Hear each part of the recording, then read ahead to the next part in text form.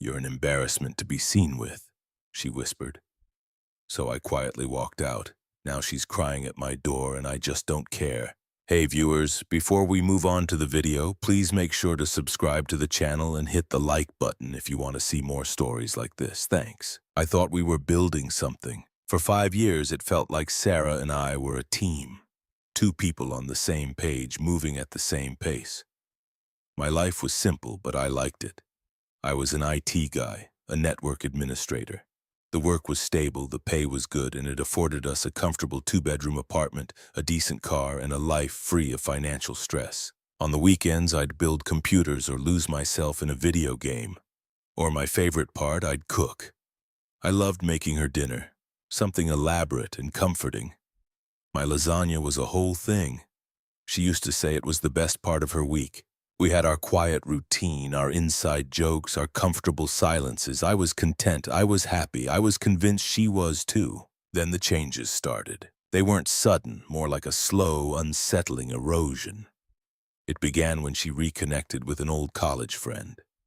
And suddenly our quiet nights were replaced with frantic trips across town to art gallery openings and loft parties. She'd come back buzzing with a strange energy, talking about living for the moment and the importance of creative freedom. Her new friends were all different artists, musicians, some kind of performance art thing I never quite understood. They were loud and chaotic and seemed to thrive on instability.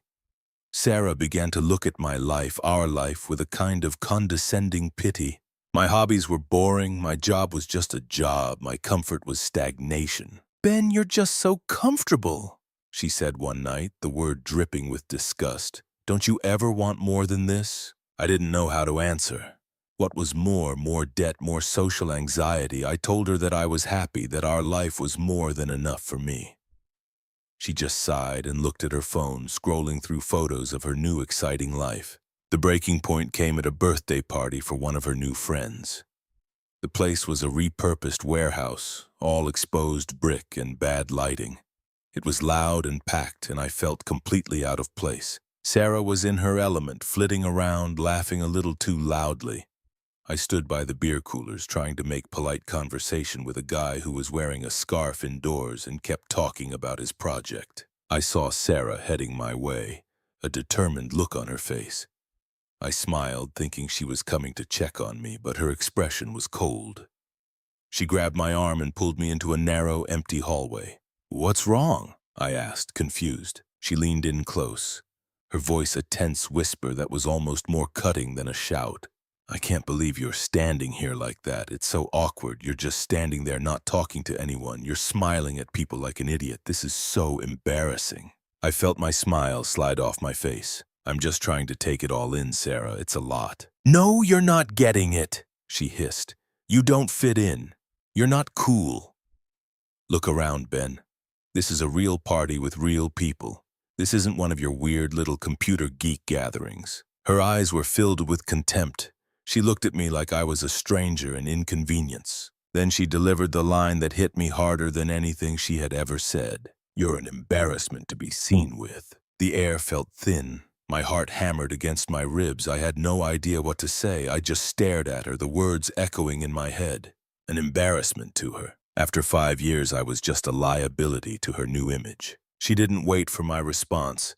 She just shook her head in disgust and walked back into the party, leaving me alone in the hallway, feeling small and worthless. I stood there for a long time, the music thumping around me, and felt a cold, hard knot form in my gut.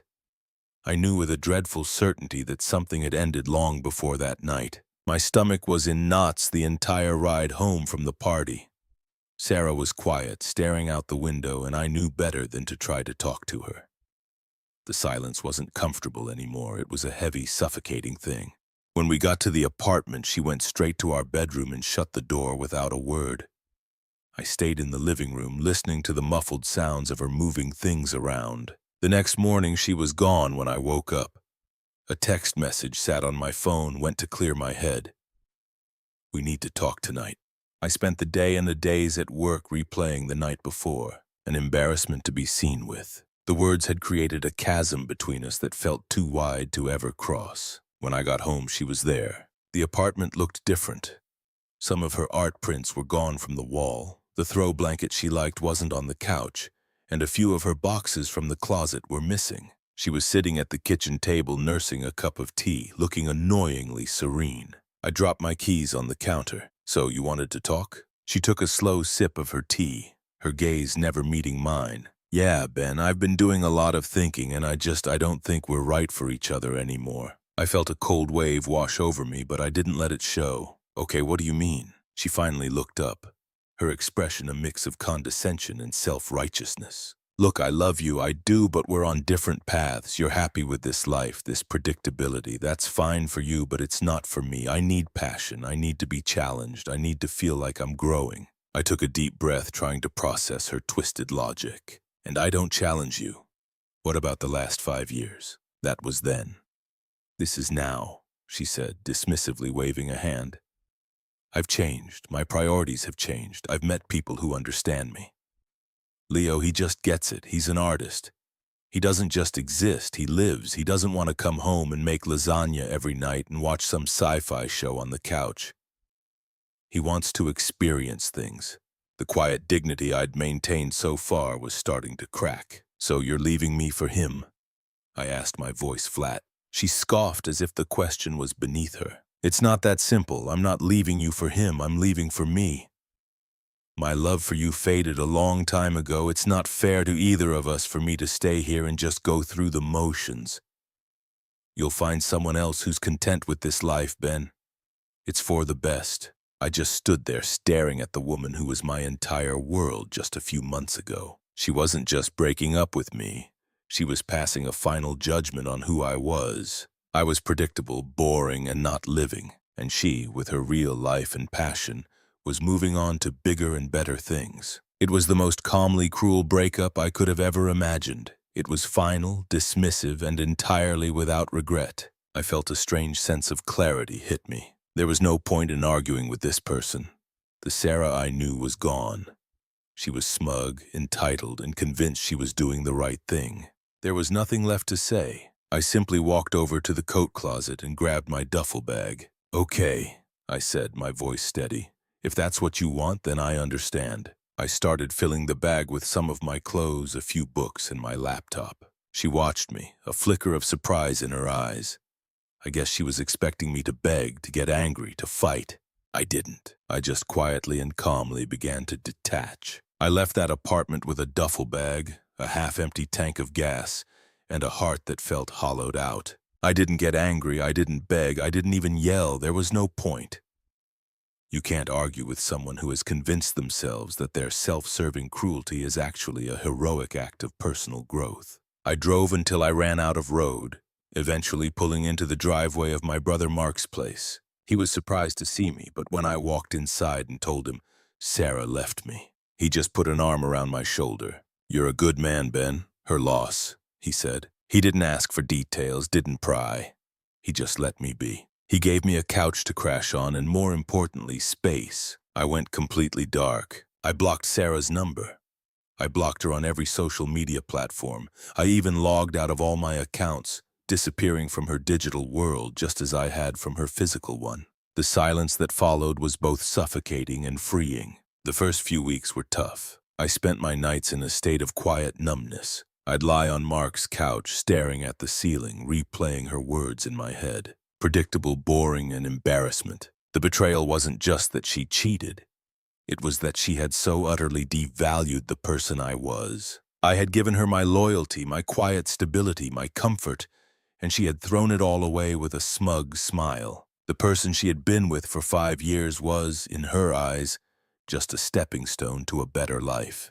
But something strange started to happen in the quiet. The silence I had feared became my sanctuary. There were no more passive-aggressive comments about my hobbies, no more critiques of my life choices.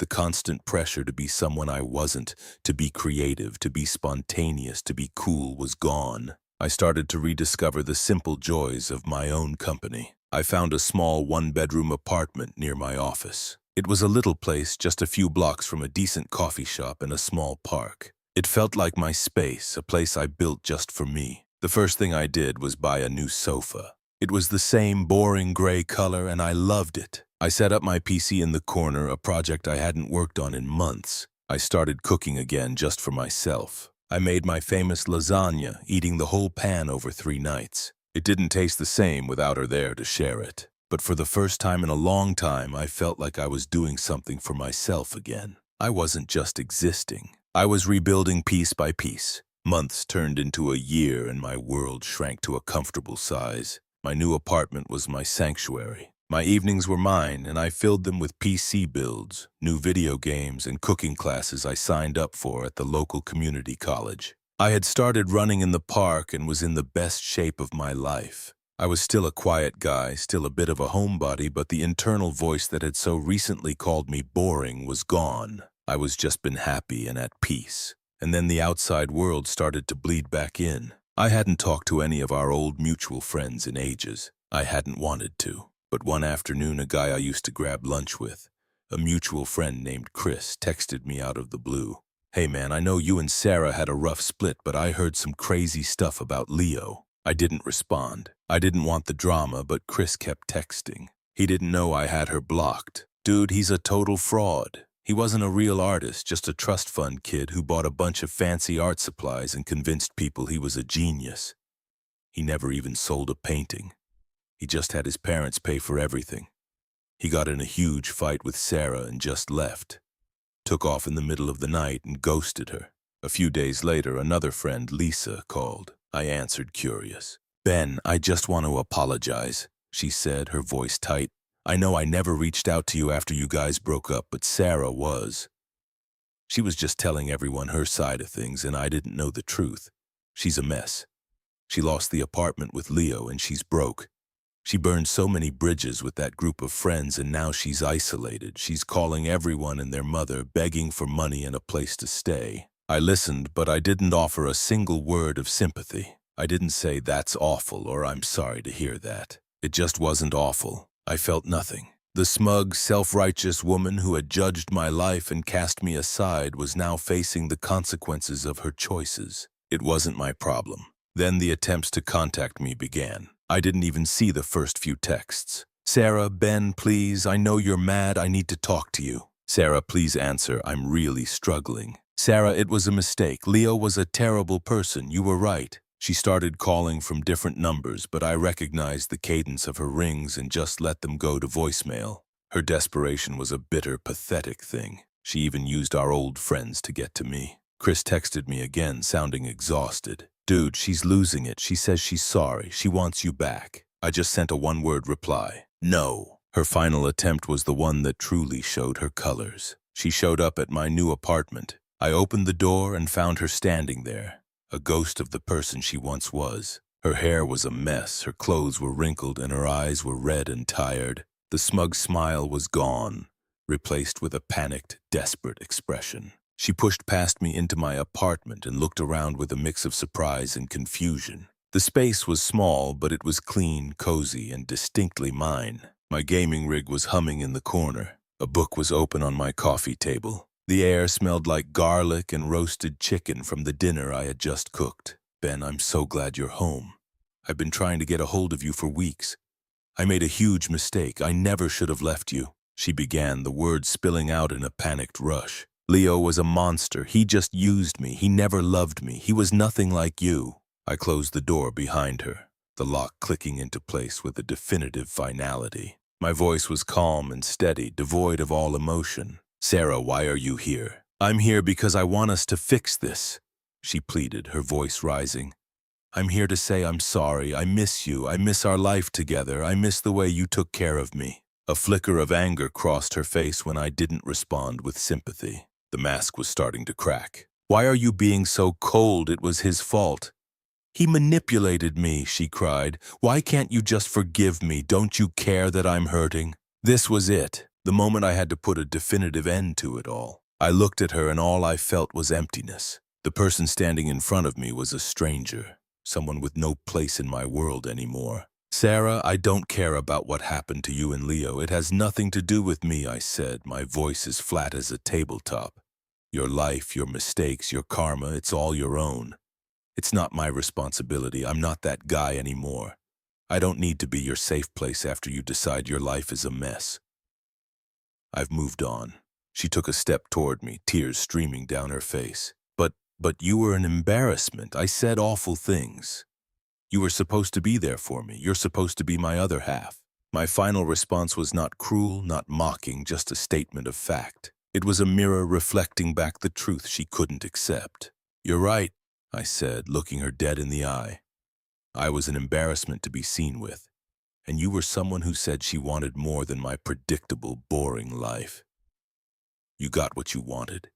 You chose a different path, a different kind of man, and a different kind of life. That was your choice. And now you're looking for the man you threw away to pick up the pieces. But he's not here anymore. I don't need your approval. I don't need your forgiveness. I don't need your drama. My life is peaceful now. It's calm and it's better, and you're just not a part of it.